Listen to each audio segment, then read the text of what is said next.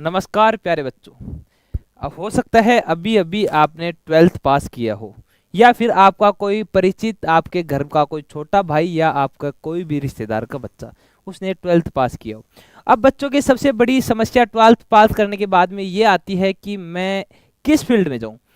अब जैसे मान लो टेंथ पास करने के बाद में तो बच्चों की सिर्फ दो ही समस्या आती है कि मैं आर्ट्स लूँ या साइंस लूँ। हो सकता है कोई बच्चे कॉमर्स की तरफ ही अपना रुख कर लेते, वो अलग बात है। लेकिन आर्ट्स और साइंस में से बच्चे ज़्यादा कंफ्यूज नहीं होते हैं।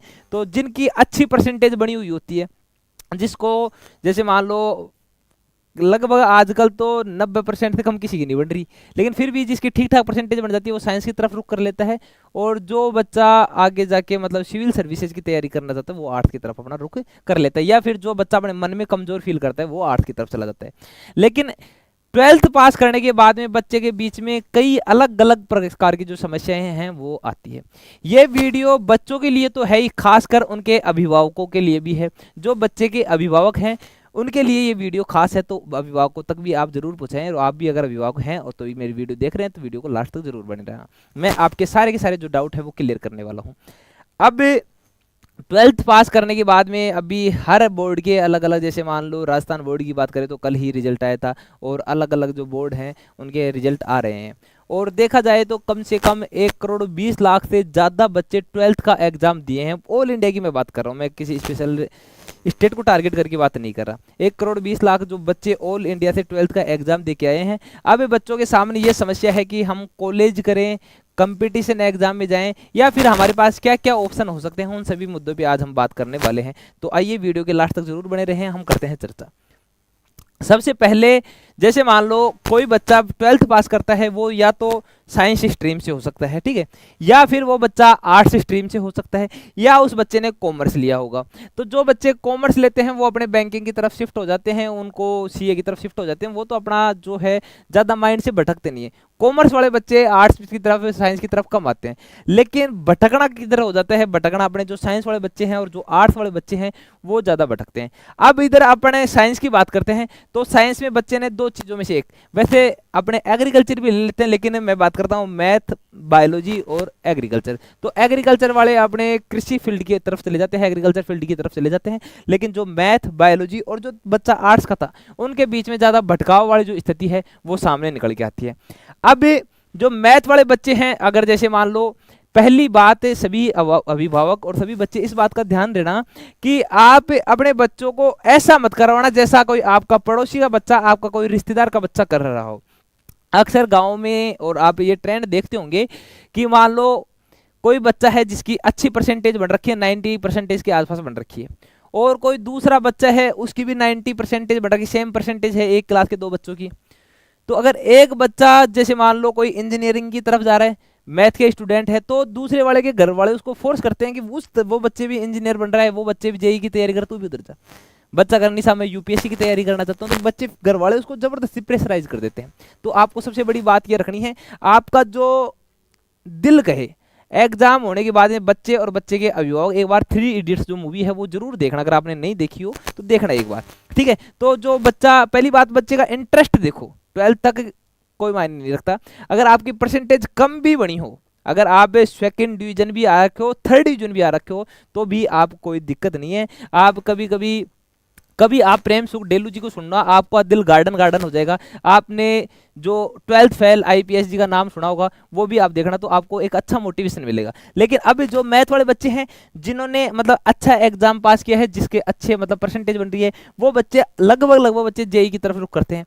फिर वो मतलब अच्छे इंस्टीट्यूट में एडमिशन करवाते हैं, 1-1.5 लाख रुपए फीस पे करते हैं, उसके बाद में साल भर का रहना खाना, मतलब बच्चे काफ़ी सारा खर्चा करने के बाद में हो सकता है वो या तो जेई में पास हो जाए, कोई ना कोई गवर्नमेंट कॉलेज से बीटेक कर लें, या फिर हो सकता है कि जो 2 साल का मतलब टाइम निकाल के फिर बाद में वो प्राइवेट कॉलेज से बीटेक करते हैं। संभावना कुछ भी है, जेई में पास होना भी, फेल होना भी, उसके बाद में प्राइवेट कॉलेज से बीटेक भी। ये उनके लिए है जिनके पास में पैसों की कोई कमी नहीं है, ये मिडिल क्लास फैमिली वालों के लिए बिल्कुल नहीं है। अच्छा, फिर उसके बाद में अपने दूसरा आता है, मैथ फैक्टर की बात कर रहा हूँ, मैथ सेक्टर में अपने दूसरा आता है डिफेंस में, जिसमें एनडीए, एयरफोर्स, नेवी, उनमें बच्चा जा सकता है। तो उसके लिए भी आपको जो ट्वेल्थ पास से ही पूरा माइंड सेट तैयार करना होगा कि मुझे स्पेशल डिफेंस में जाना है, चाहे से फिर वो एनडीए का हो, नेवी हो, एयरफोर्स हो। उसके बाद में जो बच्चा मतलब एवरेज रहता है पैसों के मामले में, पढ़ाई में चाहे इंटेलिजेंट हो, लेकिन जो बच्चे जिनके घर वालों को लगता है कि साहब हमारे पास में पैसे थोड़े कम है, इतने ज़्यादा हम अफोर्ड नहीं कर सकते, तो वो बच्चों का किसी गवर्नमेंट कॉलेज में अच्छा अगर अच्छी परसेंटेज बन रही है तो गवर्नमेंट कॉलेज में नंबर आ जाता है, गवर्नमेंट कॉलेज से वो बीएससी शुरू कर देते हैं। और फिर बीएससी अगर गवर्नमेंट से नहीं करते हैं तो वो प्राइवेट कॉलेज से बीएससी कर देते हैं, बीएससी शुरू कर देते हैं। अच्छा, इधर जो आर्ट्स वाले बच्चे हैं, वो जो बायोलॉजी वाले बच्चे हैं, बायोलॉजी वाले बच्चे भी नीट की तैयारी शुरू कर देते हैं। इधर नीट की तैयारी में स्टार्टिंग में वो 1 साल 2 साल नीट की तैयारी करते हैं, अगर 1-2 साल में सिलेक्शन होता है तो बहुत अच्छी बात है। जिसके घर वाले बहुत अच्छे पैसे वाले हैं तो वो और भी 3-4 साल तक उसको अफोर्ड कर सकते हैं, कोचिंग की फीस वगैरह, रूम रेंट, पढ़ाई की किताबें, सब चीज़ें घर वाले अफोर्ड कर लेते हैं, मतलब 5-7 लाख रुपए खर्च कर सकते हैं। लेकिन जिन घर वालों को लगता है कि नहीं अब ज़्यादा हम अफोर्ड नहीं कर पाएंगे, तो वो बच्चे क्या कर सकते हैं, वो पैरामेडिकल की तरफ शिफ्ट हो जाते हैं, जो अपने मेडिकल के और भी कोर्सेज हैं उधर शिफ्ट हो जाते हैं। तीसरा सेम, इधर जो मैथ वाले बच्चे इधर बीएससी कर रहे थे, इधर ही बायोलॉजी वाले बच्चे बीएससी कर लेते हैं, और फिर बीएससी करके उनको लगता है बीएससी के बाद में हम एमएससी कर लेंगे, एमएससी के बाद में हम टीचर की लाइन में आ जाएंगे, उधर फर्स्ट ग्रेड सेकंड ग्रेड की तरफ इधर अपना रुख कर लेंगे। अच्छा, आर्ट्स वाले बच्चे फंडा क्लियर, या तो भाई साहब जो एक्सपर्ट लेवल का बच्चा है जिसने मतलब भयंकर तरीके की तैयारी की थी, वो सीधा कहेगा कि मेरे को सिर्फ यूपीएससी करनी है, दूसरी तरफ मेरे को देखना नहीं है। और जो बच्चा बिल्कुल आर्ट्स में, यही होता है आर्ट्स में परसेंटेज अगर किसी की बहुत ज्यादा बन रही है तो इसका मतलब उसके अंदर बहुत टैलेंट है। साइंस में परसेंटेज बढ़ना थोड़ा इजी हो जाता है, लेकिन आर्ट्स में जो है ज़्यादा जिसकी परसेंटेज बन रही है उसको मतलब बहुत हार्ड काम है आर्ट्स में परसेंटेज बढ़ाना, साइंस में बढ़ा लेते हैं। अब इधर फिर बच्चे क्या करते हैं, जो बिल्कुल गरीब श्रेणी के बच्चे होते हैं पढ़ाई की दृष्टि से, यहाँ पैसों का मामला नहीं है, जो पढ़ाई में बिल्कुल बच्चे गरीब होते हैं वो क्या करते हैं, बीए की तरफ अपना रुख कर लेते हैं। लेकिन एक चीज तीनों में कॉमन है, ये फील्ड अलग अलग है, एक चीज तीनों में कॉमन क्या है, सरकारी नौकरी। इधर वाले बच्चे भी घूम फिर के इधर आ जाते हैं, और इधर वाले बच्चे भी घूम फिर के इधर आ जाते हैं, नीचे वाले बच्चे भी घूम फिर के इधर आ जाते हैं। मतलब अंतिम मकसद अपना क्या होता है, सरकारी नौकरी लेने का अपना अंतिम मकसद होता है। अब इस अंतिम मकसद को पाने के लिए अपने को अब क्या करते हैं, कई बच्चे बीटेक करते हैं। हमारे राजस्थान में चतुर्थ श्रेणी कर्मचारी की वैकेंसी आई हुई है 54,000 पोस्ट पे, लगभग लोग उसमें बीटेक करे हुए फॉर्म लगा रहे हैं। तो आप 5 साल 4 साल बीटेक करने के बाद में 1-2 साल प्राइवेट कंपनी में धक्के खाने के बाद में आप चतुर्थ श्रेणी कर्मचारी की तैयारी कर रहे हो, तो ये कल क्या आपको पहले नहीं थी, पहले आपको अक्ल आनी जरूरी थी।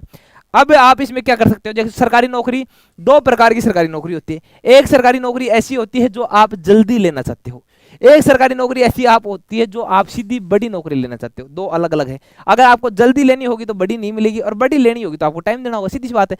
अगर आपको जल्दी सरकारी नौकरी लेनी है तो उसमें आप कर्मचारी बनोगे, अगर 12th के बाद में तुरंत ही आपको लेनी होगी तो आपको जो है कर्मचारी की नौकरी लेनी पड़ेगी।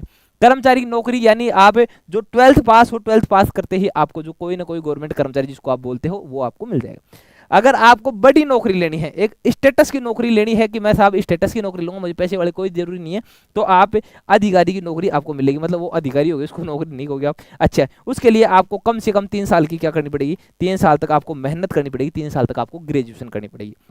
अब अगर आप मेरे से पर्सनल पूछो कि सर एक बात है कि हमारे पास में ज़्यादा, हम एक मिडिल क्लास फैमिली में हैं, अगर आप एक मिडिल क्लास फैमिली से हो और आपके लिए ऑक्सीजन से ज़्यादा अगर सरकारी नौकरी की आवश्यकता है तो आपको जैसा मैं कहूँ वैसा आप कर सकते हो। आप किसी भी स्ट्रीम से हो, चाहे आप साइंस से हो चाहे आर्ट्स से हो, साइंस में चाहे आप मैथ से हो चाहे बायोलॉजी से हो, अगर आपको अंतिम मकसद अगर आपका सरकारी नौकरी लेना है तो आप कोई भी प्राइवेट कॉलेज या आप गवर्नमेंट कॉलेज से बीए जो होता है नॉर्मल अपना बीए, उसमें नॉन कॉलेज से या रेगुलर से आप एडमिशन करा लो, जिसमें आपको सिर्फ एग्जाम देना पड़े, अगर आपको एक पढ़ाई में एवरेज स्टूडेंट हो नौकरी लेना हो तो। वरना आप जेई करो, नीट करो, कोई दिक्कत नहीं है। आप उसको करके फिर आप फील्ड चूज कर सकते हो, क्या, एसएससी, रेलवे, दिल्ली पुलिस और अपने स्टेट गवर्नमेंट, ये चारों फील्ड चूज कर सकते हो। वो पढ़ने के बाद, वो चूज करने के बाद में आपको नॉर्मल मतलब 1 साल कंटिन्यू आप 6 से लेके 12 महीने तक, 6 से लेके 12 महीने तक अगर आप 4 सब्जेक्ट, कौन कौन सी,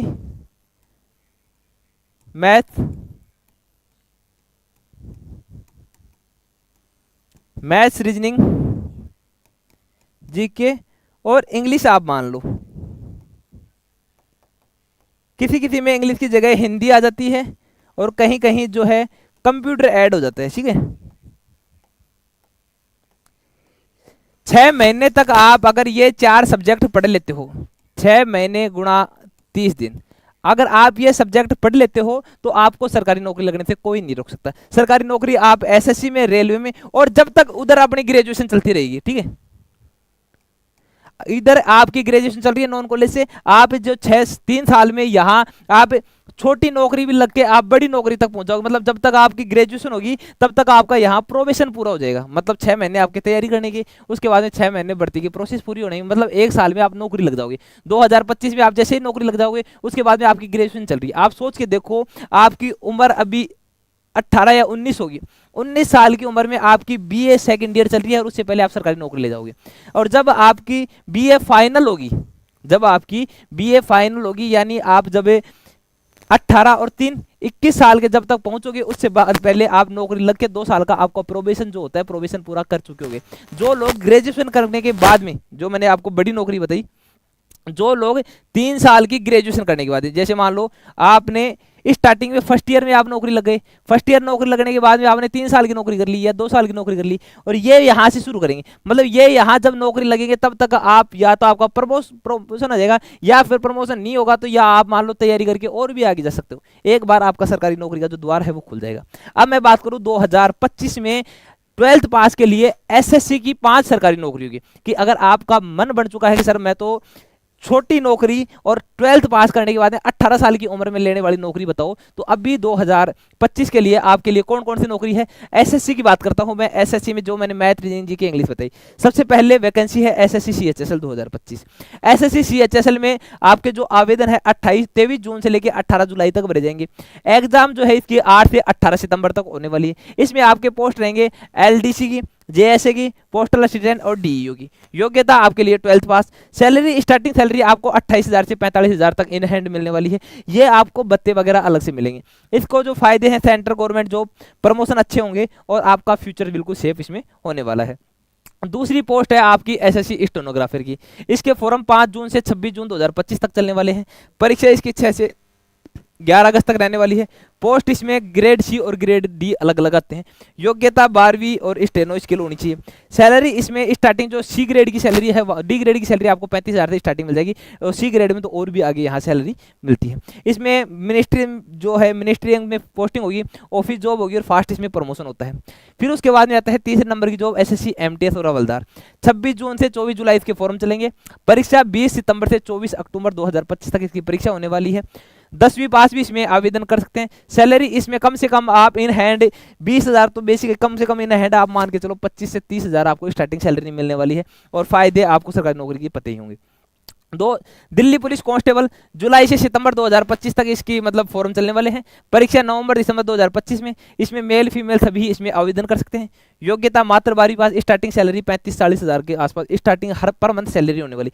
सोचो जब तक आपका साथी कोई ग्रेजुएशन करेगा या मान लो बीएससी करेगा, बीए करेगा, जब आपका साथी पूरी ग्रेजुएशन करके 3rd ईयर में जाएगा तब तक यहाँ आपकी सैलरी पहुंच जाएगी कम से कम 60,000-65,000, 60-65,000 आपके आसपास सैलरी पूछेगी। और वहां आपका साथी सिर्फ तैयारी शुरू करेगा। जो आदमी 3 साल बाद में तैयारी शुरू करेगा वो तैयारी आपको पहले शुरू करनी है, ठीक है। 5 नंबर पे है एसएससी जीडी कांस्टेबल। अक्टूबर नवंबर 2025 में फॉर्म स्टार्ट होंगे। जनवरी फरवरी 2026 में एग्जाम होगी। 10वीं और 12वीं पास, कुछ भी 10वीं पास भी आप इसमें फॉर्म अप्लाई कर सकते हो। सैलरी 30,000 जिसमें बीएसएफ, सीआरपीएफ, सीआईएसएफ और आईटीबीपी इन सभी में आपकी ये जॉब रहने वाली है। तो मैंने सारी आपको जॉब और उसके फायदे। हाँ सर मुझे आपसे कुछ पर्सनल बात करनी है तो बेटा आप टेक्निकल टीम पे मैसेज कर देना, वहां से आप मेरे नंबर ले लेना, ठीक है। अच्छा, अब आपको लगता है कि सर हमें कितना क्या नॉलेज है, उसके लिए हमें चेक करना है कि हमें कितना क्या आता है। तो ये अभी टेस्ट गुरुजी एप्लीकेशन प्ले स्टोर पे डाउनलोड कर लेना। वो नोट्स गुरुजी का ये एप्लीकेशन है। वहां आप फ्री टेस्ट सीरीज में जाके हर एग्जाम का टेस्ट बिल्कुल फ्री दे के देख लेना कि एग्जाम में क्वेश्चन किस लेवल के आते हैं। आप यहाँ सभी टेस्ट बिल्कुल फ्री दिए गए हैं, free study material, free test series में, यहाँ जाके आप सारे टेस्ट लगा लेना। और अब नोट्स गुरुजी एप्लीकेशन पे एक नई पहल शुरू हुई है। आप वहाँ किसी भी एग्जाम, ये तो मैंने सत्तर श्रेणी कर्मचारी का लिखा है, किसी भी एग्जाम का कोई भी बैच 1 रुपया पर डे में ले सकते हो। 1 रुपये में 10 एक दिन के लिए, सबसे कम 10 रुपये में 10 दिन के लिए। उसके बाद में आपको 27 रुपये में 1 महीने के लिए ये बैच आपको मिल जाएंगे। इसके अलावा 3 महीने का भी है, उसके बाद 6 महीने का भी है, आपका 12 महीने का भी, यानी 1 रुपये में 1 दिन के लिए आप बैच ले सकते हो और आप बैच लेके चेक कर सकते हो, ठीक है। तो अगर वीडियो अच्छी लगी हो तो अपने सभी 12th पास वाले साथी और उनके घर वालों के पास में वीडियो शेयर कर। जय हिंद, धन्यवाद।